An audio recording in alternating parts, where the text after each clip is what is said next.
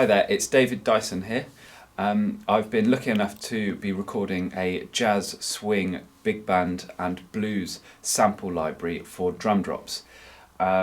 We're using a number of configurations of drum setups, trying to replicate the typical grooves throughout the jazz sort of repertoire.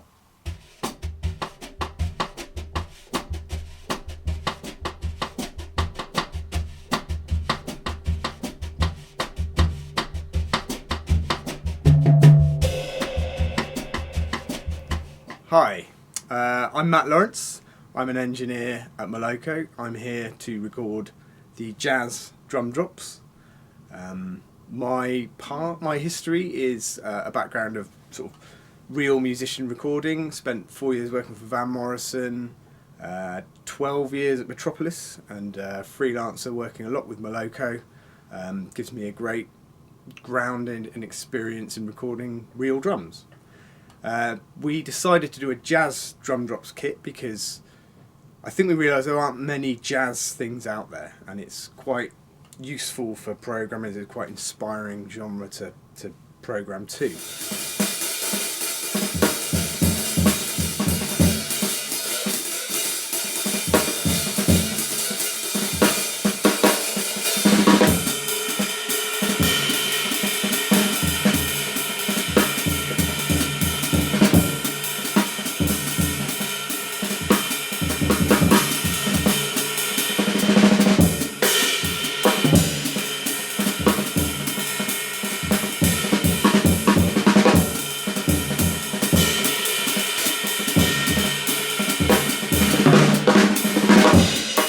So the setup that I'm using, or setups, mostly revolves around a 3-ply poplar drum shell made in Japan. These are called Sakai drums, and are just a classic vintage tone, easy to tune and perfect for the sort of lighter, more orchestral drumming genres.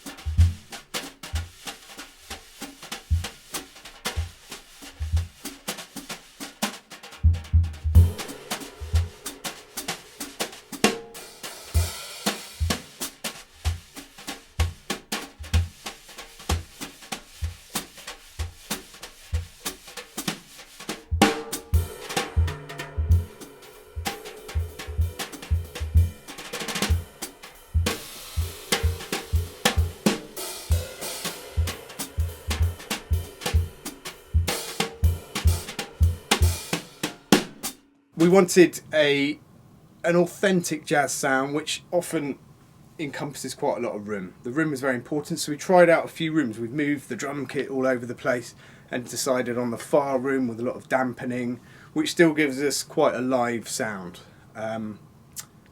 Mic-wise, wanted an authentic jazz thing, so we've got a Coles overhead, a snare mic and a kick mic, and that can be enough, but in order to give the users flexibility, we put a few spot mics on toms and other areas around, so sort of it gives you a lot more control than just the traditional 3-mic jazz thing. Also added some high fidelity overheads to give a lot of stereo imaging and really let you hear the cymbals. There's a lot of delicate cymbal work going on, and those KM84 overheads will really help you to bring that out and sort of bring it to the fore.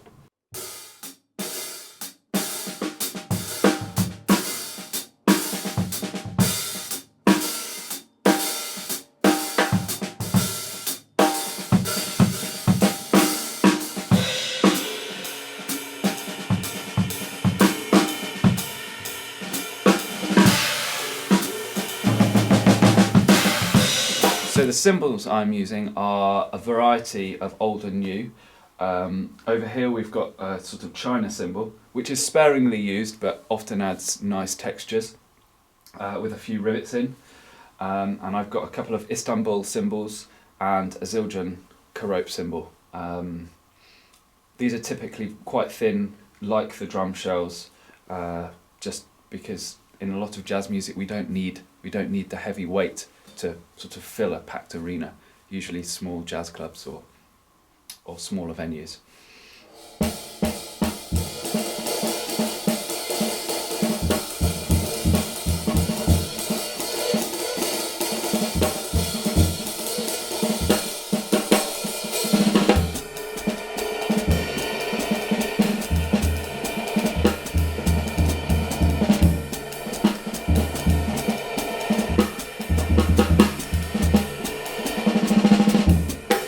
Recorded this individually as a multi-track, and we're also going to be mixing it as stems. The stems, I will be able to kind of give you the 3-mic authentic jazz sound and a few other options, but with the multi-track you'll be able to bring out toms or other parts of the kit that you might need to taste to fit whichever track you've written.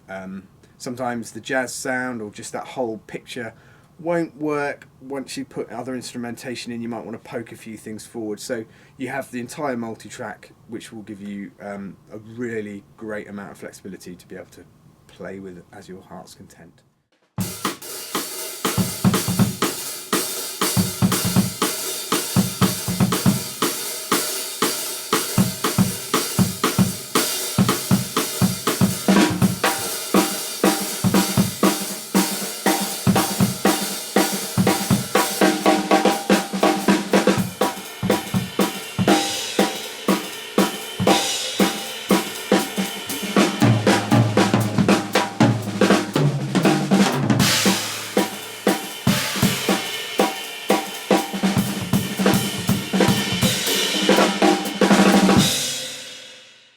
The snare drum I'm using is the sort of classic Ludwig 400, and I've also got another more modern snare drum that's deeper, 6.5 inch, and that's a Craviotto, which is one solid ply of wood, maple wood that is, which sounds beautiful, both tuned high and sort of for a thuddy lower pitch.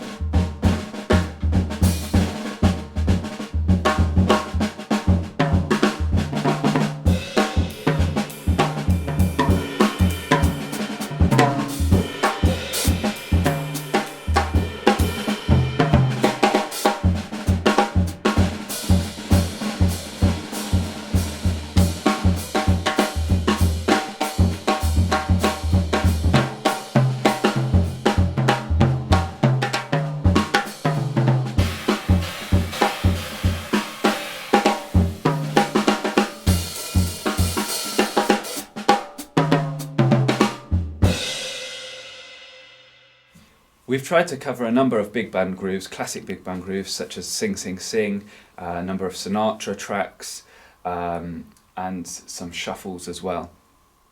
Alongside the more contemporary big band charts, we've also looked at small group jazz playing, trying to replicate the styles of Elvin Jones and Vernel Fournier in the Ahmad Jamal trio.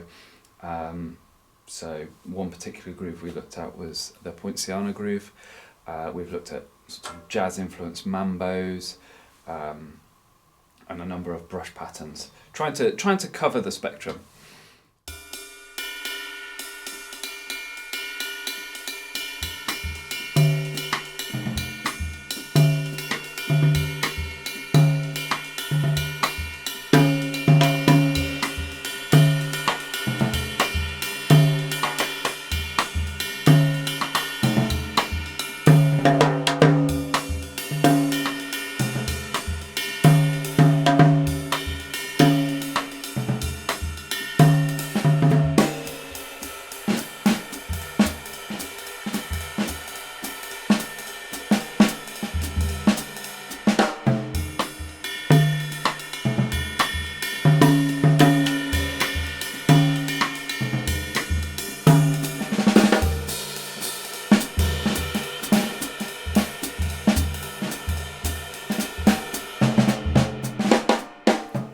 my first sort of introduction to true big band music has been playing for the National Youth Jazz Orchestra, with whom we have a number of very special guests. So I've guested with Claire Teal, a BBC Radio 2 presenter, and last December I played in Buckingham Palace with Gregory Porter. He is an American jazz vocalist who's come to recent popularity, and also Pete Long's big band. And aside from big band playing, I do a lot of small group stuff. I've currently got a Thelonious Monk project with Martin Speake, Hans Koller and Callum Gawley, which is great. And besides that, I play for a number of singer-songwriters and more in the contemporary pop field. I just love groovy music, I suppose.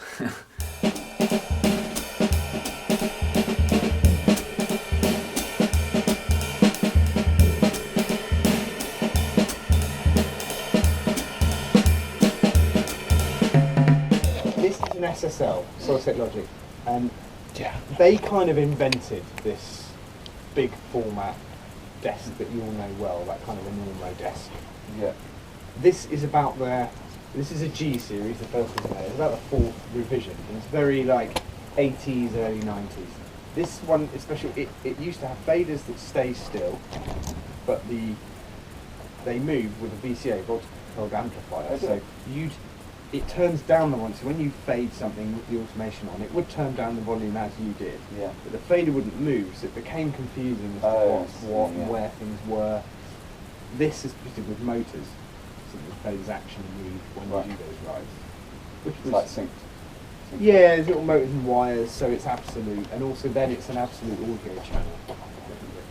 But what was this in the 80s, the 80s is where the engineer doesn't need to move. All the mic trees are here, and the monitors over there, and you can do everything from this desk. The dynamics are built in, the EQ built in, but it's not as good. It's not the very best sounding thing you can get. It was all right for the 80s. It had a kind of closed sound. Right.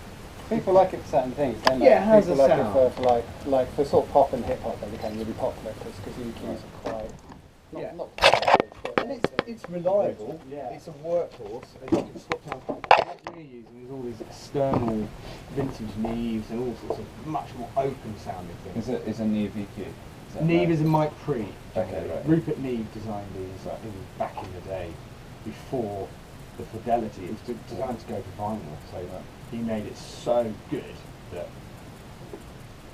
when vinyl shaves off the frequencies it does, it still sounded okay. But when we stopped using these limited formats, what we realised is, oh my god, their stuff's amazing, designed far above its use. So it boosts the signal, is that? It just has such a amazing design quality, and it's used such good components that it's much better than you can get these days. People just aren't.